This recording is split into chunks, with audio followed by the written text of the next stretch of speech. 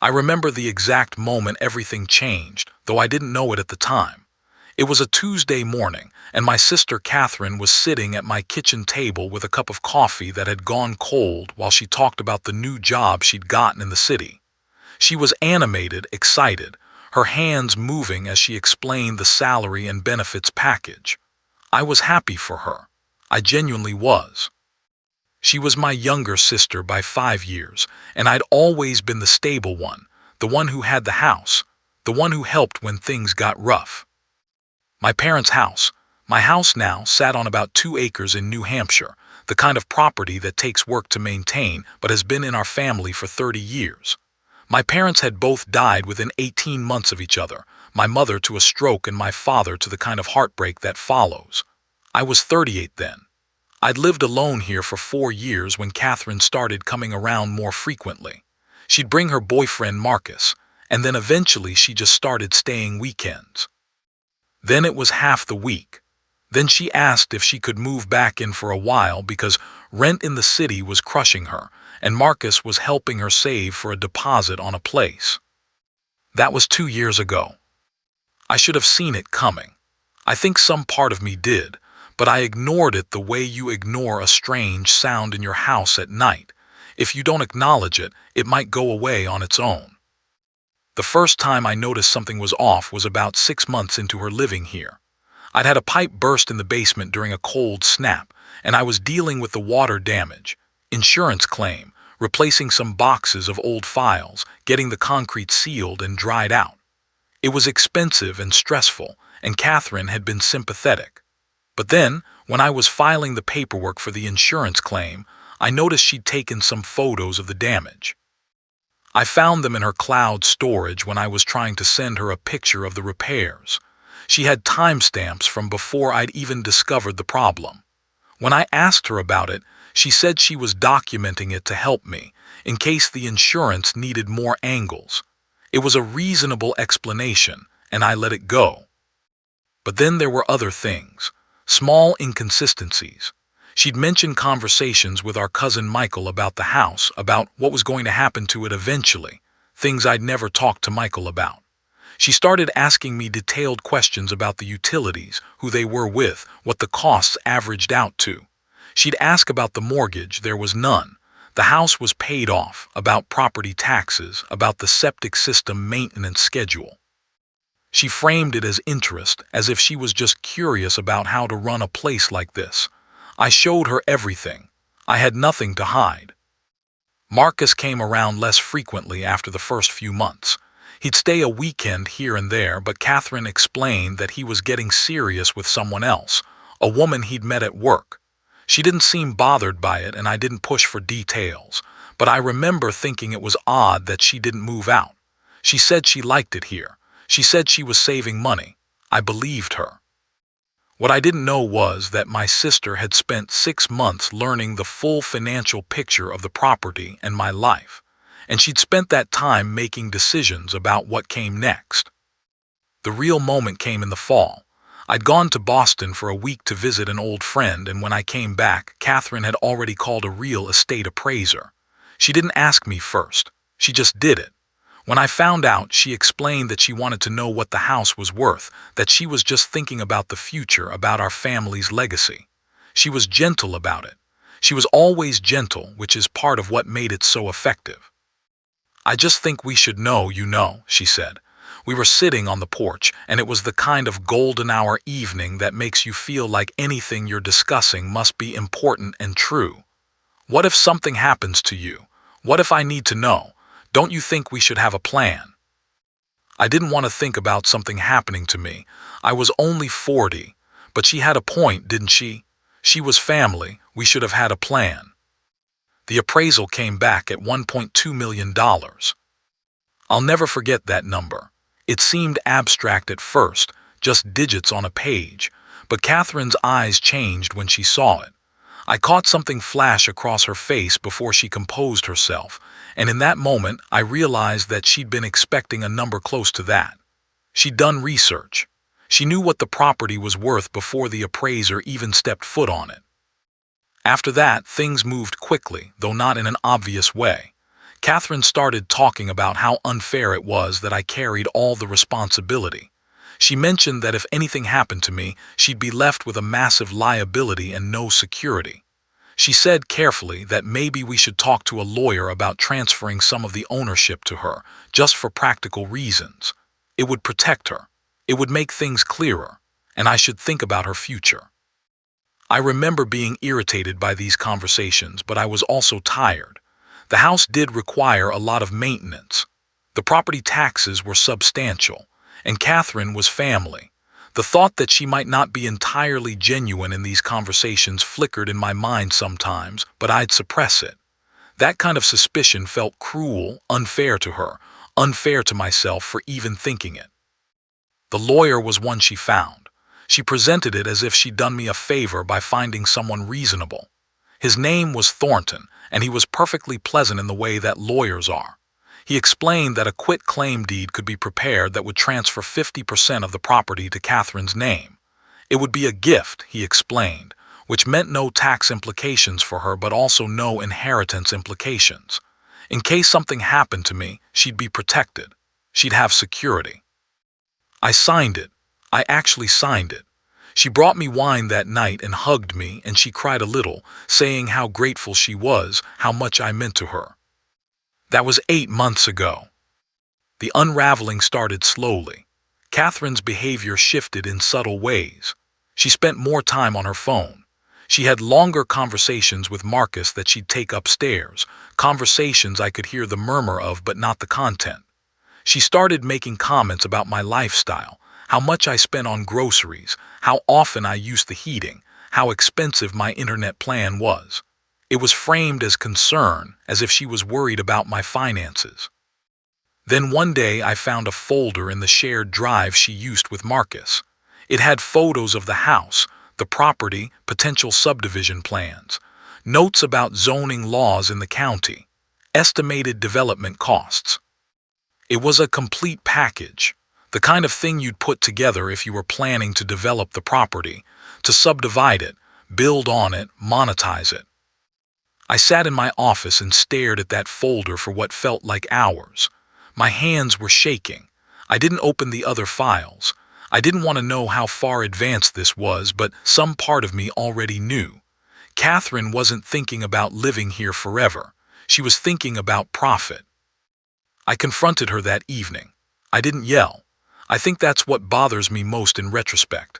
I was so calm, so controlled, like I was outside my own body watching this conversation happen. I asked her about the folder. I asked her what she was planning, and she looked at me with something like pity, something like resignation, as if she'd been waiting for me to figure it out and was almost relieved that I finally had. "You're not going to live forever," she said. It was the first time she'd ever said something cruel to me, actually cruel without the gentle packaging. "I'm being practical. This property is worth more than either of us can access if we just live here. And honestly, Roger, you've already given me half. What are you going to do with half of a 2-acre property? You'll probably want to sell eventually anyway." She had a point, technically. Half of a property that you don't want to develop is awkward. It's a liability. She'd engineered the situation perfectly. By giving her 50%, I'd made it so that neither of us could do anything with the full property without the other's agreement, and she had no interest in that agreement. She continued, and her voice was almost reasonable. "I'm not trying to hurt you, but I'm trying to protect my future. My actual future, not just the inheritance I'm waiting for. Is that so wrong?" "You lied to me," I said. "I didn't lie," she said. "I just didn't tell you everything I was thinking. Those are different things." "They aren't really, but I was too tired to argue about semantics." The next weeks were the loneliest I've ever experienced, even though my sister was living in my house. We moved around each other like ghosts. Catherine kept her schedule upstairs mostly. I stayed in my office or in the kitchen. She'd leave notes about groceries or maintenance needs. Once, she left an article printed out on the kitchen counter about how shared property ownership usually ends in legal battles. I think that was a threat, though wrapped in the kind of false concern she'd gotten so good at delivering. I started to disintegrate in small ways. I'd wake up at 3 in the morning and lie in bed running through scenarios. Could I force her to sell? Could I buy her out? What would that cost? I'd check my bank accounts obsessively. I'd look at the property deed online as if the words might change. I lost about 15 pounds without trying. I'd catch myself staring out windows without actually seeing anything. One day I realized I hadn't left the property in 2 weeks. I was agoraphobic in my own home. The breaking point came when I found out she'd filed a formal complaint with the county about the condition of the septic system. It was a retaliation move. She wanted me to know that she could weaponize the property against me. The fine was going to be substantial. I'd need to get it pumped and potentially replaced. The letter was addressed to me, but Catherine had made sure I knew she'd been the one to file it. That night I sat in my office and actually considered just leaving, packing a bag and driving away, letting her have it all, because the alternative was to stay in a place that had become a war zone. But as I sat there, something shifted inside me. I was tired of being passive. I was tired of being the reasonable one, the one who absorbed other people's betrayals and tried to move forward. I called a lawyer, not Thornton, a different one, a woman named Susan who came highly recommended and who looked at me with genuine sympathy when I explained what had happened. She was frank with me. The property situation was complicated because of that quitclaim deed, but she said something that changed everything for me. "Does your sister actually understand the implications of owning half of this property?" she asked. I didn't know what she meant, so she explained it to me. Property ownership is a two-sided coin. Yes, Catherine now had rights to the property to sell it or develop it or benefit from it, but she also had responsibilities. She was liable for property taxes. She was responsible for maintenance and code violations. And more importantly, Susan explained, we were now what was called tenants in common, which meant that either of us could force a sale of the property to dissolve the partnership. I could take her to court and force the sale. We'd both get our 50% of the proceeds, and neither of us would own this place anymore. It was a nuclear option. It would hurt me. But it would hurt her more because she'd be forced to sell a property she'd started to see as an investment, and she'd only get half of what she thought she was entitled to. I spent 2 days thinking about it. I actually visited the house, drove around it, sat on the property, tried to figure out if I could live somewhere else. And I realized that I could. I was attached to this place, but I wasn't tethered to it. Catherine, though, I think in her mind this property had become proof of her own survival. It was security, it was achievement, it was the thing that separated her from being just another person struggling in a city. That's when I realized what my real move was. I didn't go to court immediately. Instead, I made a series of calls. First, I called a realtor and had the property appraised again. It came back at $1.15 million. The market had shifted slightly. Then I called my accountant and asked her to run numbers on what would happen if we sold, capital gains taxes, what we'd each net after costs and fees. Then I reached out to Catherine. I asked her to sit down with me in the living room, the first time we'd had a real conversation in weeks. "I've been thinking about what you said," I told her, "about the future, about protecting ourselves, and I think you're right that this situation is untenable. We can't both own half of this place and have any kind of functional future." I could see her relax slightly. She thought I was going to agree to let her develop it, or to buy her out somehow. "So I'm taking steps to force a sale," I said. "My lawyer is filing tomorrow morning. We'll put the property on the market, we'll sell it, and we'll split the proceeds according to our ownership percentages." The color drained from her face. I watched it happen, and I felt almost nothing. That's the scary part of what she did to me. By the time I'd realized the full extent of her betrayal, I'd already become someone capable of watching her panic without feeling anything but a vague exhaustion. "You can't do that," she said, but she knew I could. "I can," I said, "and I am." She tried to negotiate after that. She offered to sell me her half at a reduced rate. She offered to agree to keep the property and just formalize some kind of arrangement between us. She even, at one point, tried to appeal to our shared history. Remember when we were kids and played in that field? Remember how many holidays we spent here? I listened to all of it without moving. What I didn't tell her was that while I was forcing the sale, I was also making some other calls. I'd contacted the county assessor and asked about the subdivision plans that had been filed. I'd called the environmental agency about the septic complaint she'd filed, the one that she'd meant as a threat to me. I'd documented everything, her conversations with Marcus about development, the filed plans, the assessment reports she'd compiled. I was building a picture.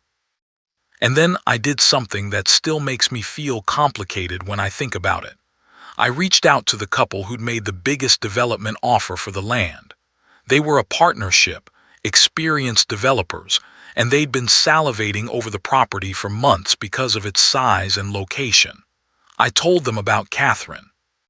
I told them that she'd been the one pursuing development, that she'd been the driving force behind the plans, and that she'd be taking her 50% and probably negotiating hard for the best possible terms. I didn't tell them anything false, but I gave them information that made Catherine seem like the mercenary one, the one who actually wanted the development. I made sure they knew that if they wanted to move forward, they should probably work directly with her. What happened was almost beautiful in its simplicity. Catherine got a call from a developer asking her about her development plans and her timeline. She got excited. She thought she was finally getting what she wanted. They scheduled a meeting. At that meeting, they presented her with a development plan and an offer to buy her 50% of the property for $700,000, below the market rate, based on the fact that half a property is harder to develop than a whole one. She would have walked away with roughly $350K after taxes and fees, which isn't nothing. But that's not what she had in her head anymore. She'd been thinking in terms of millions. She'd been planning for millions. And this was a betrayal to her, because her plan had been to force me out or to buy me out cheap, and then to broker the development deal from a position of full ownership. She turned the offer down. The property sold 3 weeks later to a family from Connecticut who wanted to renovate it and keep it as their summer home. The sale price was $1.18 million. After all costs and fees, I walked away with about $550K.